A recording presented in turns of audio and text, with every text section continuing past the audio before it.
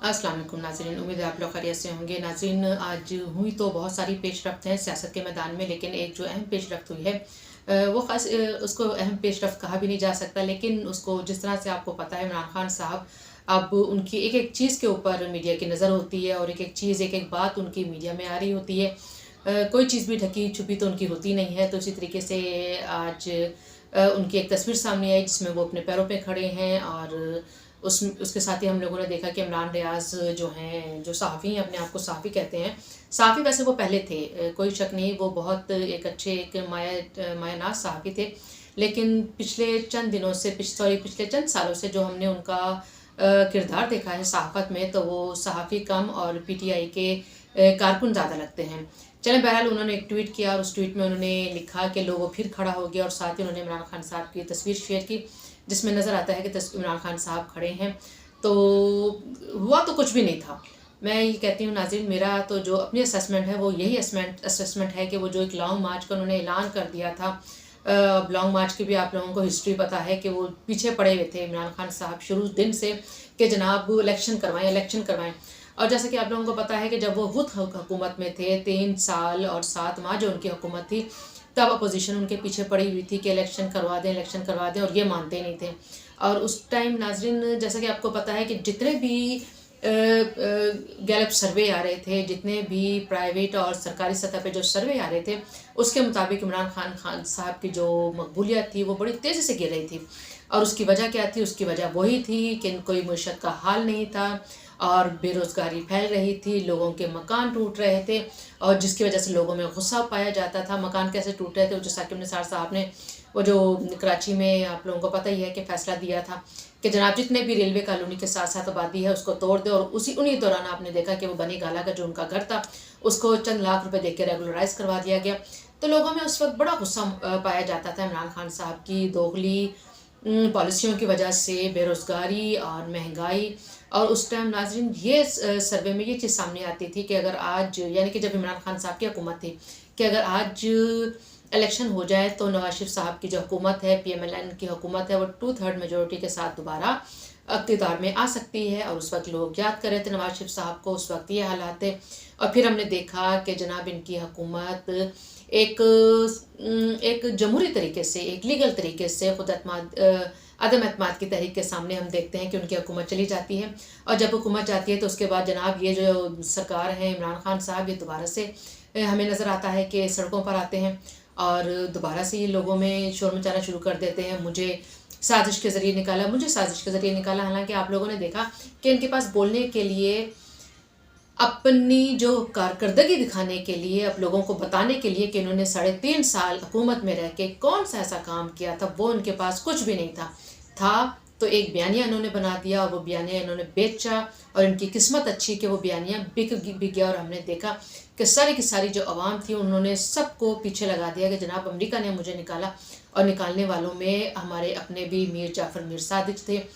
मीर सादिक और जानवर, उनसे जब पूछा जाता था कि ये किसको कहते हैं मीर जाफ़र मीर सादिक, तो कहते थे कि मैं शहबाज शरीफ को कहता हूँ, नवाज शरीफ को कहता हूँ। हालांकि आपको सबको पता है कि मीर जाफ़र मीर सादिक किसको कहते थे। तो एक तरफ ये मीर जाफ़र मीर सादिक कहते थे और शाम के वक्त पता चलता था कि बाजवा साहब के पैरों में पड़े हुए हैं। और बाजवा साहब भी इनसे यही पूछते थे कि जनाब ये जो आप मीर जाफ़र मीर सादिक कह रहे थे किसको फरमा रहे थे? तो वहाँ पे जाके कस्में खा के उनको बताते हैं कि जनाब आपको तो हमने कहा ही नहीं, हमने तो कहा है नवाज शरीफ को और शहबाज शरीफ साहब को।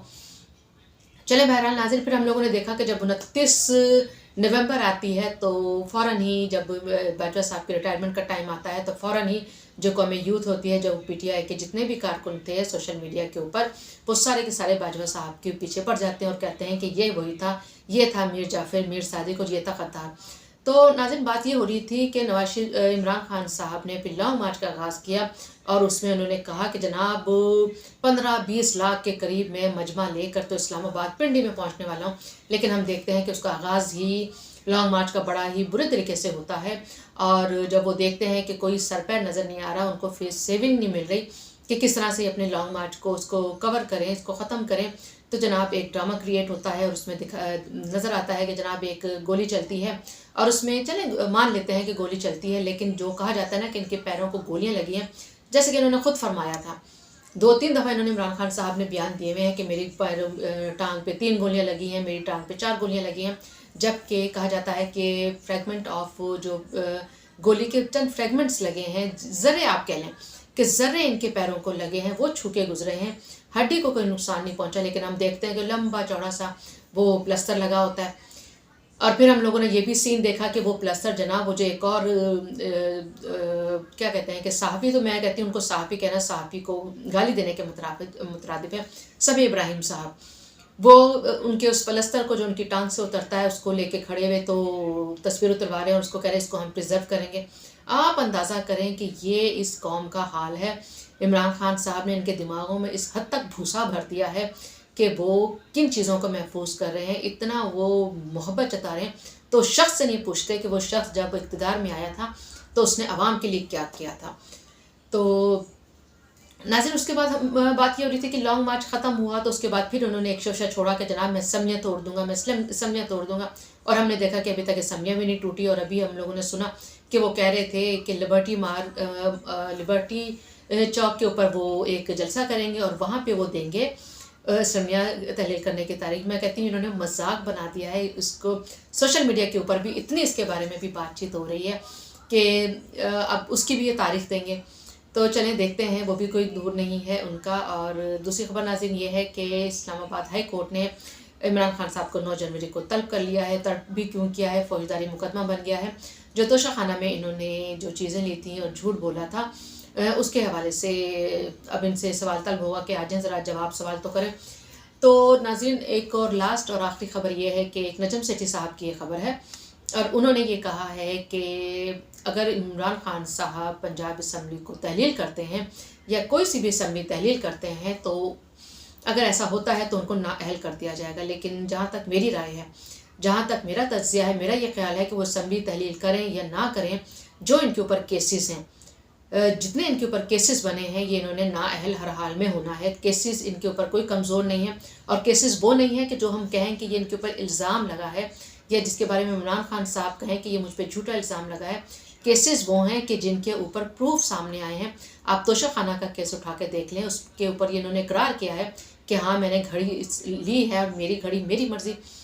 और इसके अलावा आप फॉरेन फंडिंग का केस आप देख लें, वो 9 साल तक वो केस चलता रहा है। उसके ऊपर सारे सबूत, सारे इसके ऊपर केसेस के दलीलें जो हैं वो सारे सामने हैं। ठीक है। इसके अलावा आप जो सबसे मजबूत और सबसे जिसे कहते हैं ना कि सॉलिड केस है, वो एक टेरियान का केस है। अब अगर टेरियान के केस के ऊपर सही तरह से इसके ऊपर अगर केस चलता है और समाअत होती है तो कोई शक नहीं है कि इमरान खान साहब नाअहल करार दिया जाए। क्योंकि नाज़रीन, ये टेरियान का केस वो केस है कि इसको कैलिफोर्निया में इमरान खान साहब पर ये चीज़ साबित हो चुकी है कि ये उनकी बेटी है। और उन्होंने कभी भी जब भी इनसे पूछा गया है तो इन्होंने इस चीज़ से इनकार नहीं किया, बल्कि इन्होंने ये कहा है कि ये नून लीग PMLN जो है ये मेरी ज़ाती ज़िंदगी में हमेशा घुसती है। इन्होंने ये कभी भी नहीं कहा कि नहीं जी ये मेरी बेटी नहीं, इन्होंने इस बात से इनकार नहीं किया। तो मेरा नहीं ख्याल कि कोई भी ऐसी चीज़ है कि जो इनको बचा सके। अगर सही तरीके से, मैं कहती हूँ कि जिस तरह से वो 60-1F जो अगर नवाज शरीफ साहब के ऊपर लागू हो सकती है तो इनके ऊपर क्यों नहीं लागू हो सकती। हालांकि नवाज शरीफ साहब का अगर आप केस देखें तो वो ऐसा केस है कि वो मज़े का खेज केस है।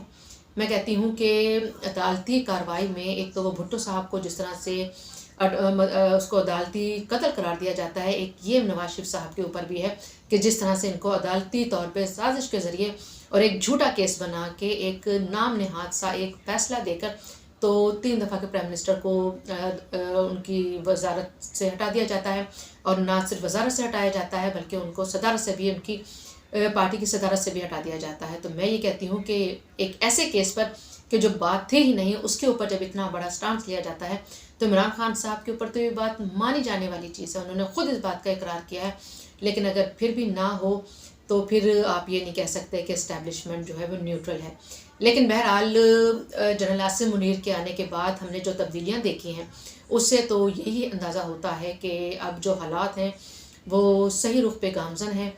اور اگر اسی طریقے سے گامزن رہے اور اگر وہ نیوٹرل رہتی ہے اور عمران خان صاحب کے جو کیسز ہیں اگر وہ صحیح طریقے سے ان کو پایہ تکمیل پر پہنچا دیا جاتا ہے تو کوئی شک نہیں کہ اگلے الیکشن کے ہونے سے پہلے، جنرل الیکشن کے ہونے سے پہلے ان کے جو کیسز ہیں وہ نپٹائے جا سکتے ہیں، اور میرا نہیں خیال کہ نااہلی سے کم ان کو سزا کوئی دی جا سکتی ہے۔ چلیں بہرحال ناظرین، یہ تو تھا میرا تجزیہ۔ اب آپ کمنٹ میں بتائیے گا کہ آپ کا کیا خیال ہے، کیا عمران خان صاحب نااہل ہو سکتے ہیں، اور اگر ہو سکتے ہیں تو کتنی مدت کے لیے ہو سکتے ہیں۔ اس کے ساتھ ہی اگر آپ کو یہ میرا ولاگ اچھا لگے تو اس کو لائک، سبسکرائب اینڈ شیئر کرنا بالکل نہ بھولیں۔ اپنا بہت خیال رکھیے۔ اللہ حافظ۔